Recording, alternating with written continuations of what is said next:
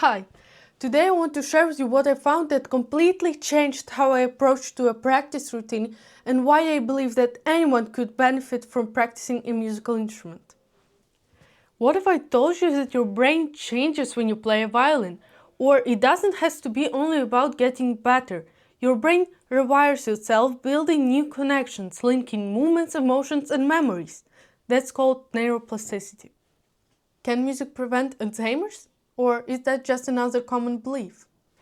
We all know that practicing a musical instrument can improve memory and focus. But did you know some studies suggest music can even change how we perceive pain?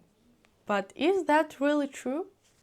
In this video, we will dive into what really happens inside your brain when you pick up an instrument and how it can change not just your technique, but maybe your life, even if you don't plan to build a career on music. So today I will tell you how music reshapes your brain and why it might be the most brilliant madness you've ever chosen. And in the end, I will read some points on the superpowers a violin can give you according to ChatGPT versus my experience. And I would like to start with 7 side effects you unlock when you play music. First one, music teaches you to listen, not only sounds, but also yourself. So it develops attention, empathy, and awareness. Second, music teaches patience. Nothing sounds beautiful from the first time. It trains not just fingers but a character, so you have to learn to trust in yourself and the process. And that's a crucial skill needed in every sphere. Third, you can live emotions that are not allowed in life. Through music you can be weak, evil, gentle, dramatic, and it's safe. Just take notice of your family and neighbors. Fourth, music gives you an inner core. When you play, you have a second home, even if everything in the world collapses. It's like entering a magical balloon of thoughts and feelings. Everything disappears. Well, the only exception could be your mom yelling in the other room. That one will find you everywhere. Fifth, music develops the brain like nothing else. Yes, studies actually show an increase in memory, creativity, and neuroplasticity. Sixth, music connects you to others. Playing or even listening isn't just a solo act, it's a dialogue. You learn teamwork, communication without words, and that strange unity when different people breathe in one rhythm. It sounds dramatic, but let me explain. First, scientifically, when people play together, they synchronize breathing, heart rate, and even brain activity. This is actually recorded in studies. Second, this forms a sense of collective resonance, the fact that you are one system, not an individual's. Even if you play solo, there is always another, a listener, a composer, a teacher, a student. This is already a dialogue. Psychologically, music makes it possible to speak without words, especially violin. Vibrations and intonations are the language of emotions that anyone will understand. In a chamber music or in an orchestra, you learn to trust. Sometimes you lead, sometimes you dissolve in a general sound. It develops communication skills and empathy. In everyday life, even if you are an introvert, music makes socializing feel safe. You don't express yourself with words, but with sound. Rehearsals, concert, those collective sufferings over scales create bonds stronger than ordinary friendship. Only musicians know this feeling and what it means to survive 3 hours of orchestra together in one room with violas. So this 6th point is about the fact that music teaches to be together, not to lose yourself, but at the same time feel others and create something together. Last point, and yes, it's fun. Well, not if you're on the 57th take of Kreuzer's attitude, but keep in mind, it's these sufferings that turn into magic later. And music doesn't only changes how you feel, but how your brain works, which brings us to the famous question, can music prevent Alzheimer's? Music trains the brain. Practicing the violin requires simultaneous work of hearing, motor skills, memory, and emotions. What creates new neural connections, neuroplasticity. People who have been loading their brains with complex tasks, languages, chess, music, have more reserve. Even if changes in the brain begin, the symptoms appear later. Also, in patients with dementia, it is often the music that stays available for the longest time. For example, songs and melodies can awaken memories when speech and logic are already collapsing. There are many factors: genetics, nutrition, lifestyle, stress, all these affects. Music can't give you an immunity, but it can be a powerful shield. And the key to the shield has a very scientific but also very torturous name to spell: neuroplasticity. So, what is it? Neuroplasticity is the brain's ability to adapt, change in response to new experiences, learning from mistakes and emotions. Sounds familiar? Exactly, because that's basically all musicians ever do. We change, we adapt, we learn from mistakes and pour in emotions. So let's see what neuroplasticity has to do with the violin.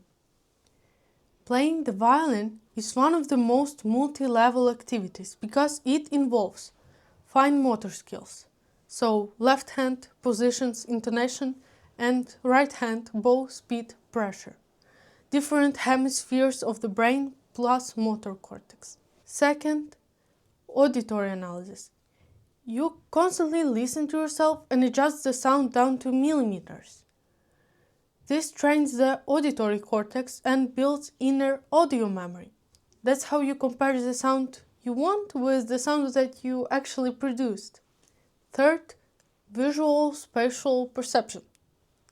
Translation into human language, that's brain areas responsible for the visual orientation. That's how you read notes, watch your hands, remember finger positions, all at the same time. Fourth, emotional regulation. At some point, you don't just play notes, you start to feel, and you learn to express emotions without words. That's your limbic system, the emotional brain. And the last one, self-reflection and attention. The violin forces you to think about how you think and how you think you think. That's the prefrontal cortex, the adult part of the brain, responsible for willpower, planning, and control. It also teaches you to critique yourself without self-destruction, critical but not self-flagellating.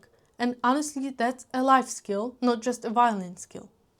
So what the research says: musicians have an increased volume of gray matter in the areas responsible for coordination, hearing, and movements. Children engaged in music develop memory, concentration, and speech better.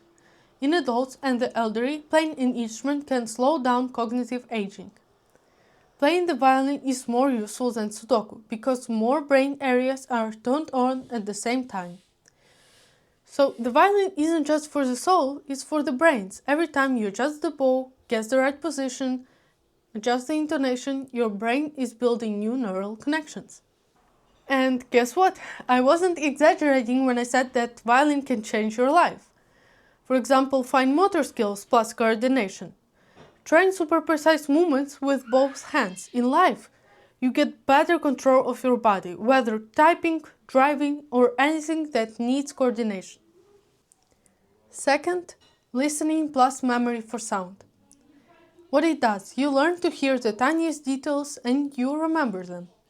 In life, you understand people better, even in noise, and you pick up languages faster, especially pronunciations.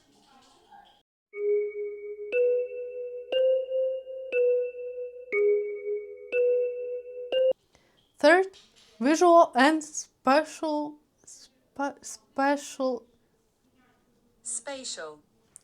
Third, visual and spatial awareness. What it does: reading notes, watching your fingers, remembering where you are on the fingerboard. In life, You get better at maps, diagrams, and finding your way in new places. Fourth, emotional balance. Like I said earlier, music lets you live through emotions and express feelings without words. So in life you stay calmer under stress, cope better with mood swings, and handle crises more evenly. Fifth, focus plus self-control. The violin makes you think while you play, notice mistakes, fix them, keep going. In life you stay focused longer, plan better, and don't give up easily.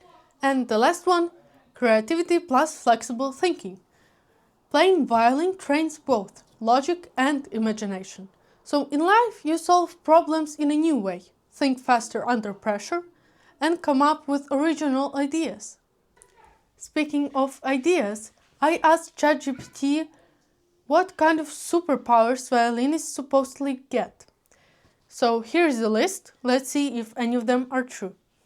So the first one, connection with the prevention of depression and anxiety disorders. Studies show that playing an instrument stimulates dopamine, serotonin, and others. This helps reduce stress and anxiety levels, especially in adults. That depends on why you're playing. If you play because you want to and you know why you're playing, then yes, maybe there is dopamine and serotonin. But if you play because you have to, and actually motivation isn't yours, then there will be cortisol because you feel pressure. Second, the third hand, internal motor memory. Musicians develop a phenomenon where the body remembers movements without conscious control. This improves skills like driving, writing, and crafts. I think I just agree on this one.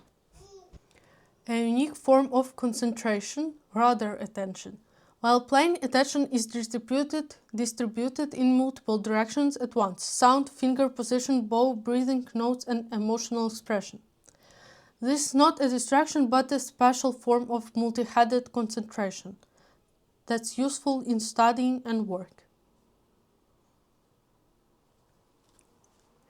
I actually thought that's the opposite of concentration. Micro-movements and the cerebellum.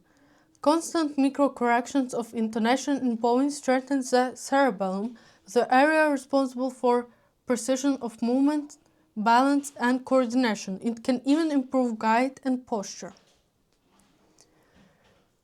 Well, I don't think that my posture is something to be bragged about. The brain learns to think ahead. Constantly anticipating the next note, position, shift, or change in dynamics trains the ability to predict events, useful in work, sports, and negotiations. What? I don't think it works that way. Music and empathy. Playing the violin enhances the ability to read other people's emotions through micro-intonations. This is useful in negotiations, relationships, and even daily conversations. That's how I know you secretly watch our videos without subscribing. So, are violinists geniuses, superheroes, or slightly insane? If you ask me, all three. So, that was our little journey through brain, violin, and few superpowers. Don't forget to play with passion and even more inspiration. Also, don't forget to like and subscribe and watch our other interesting videos on our YouTube channel. Bye!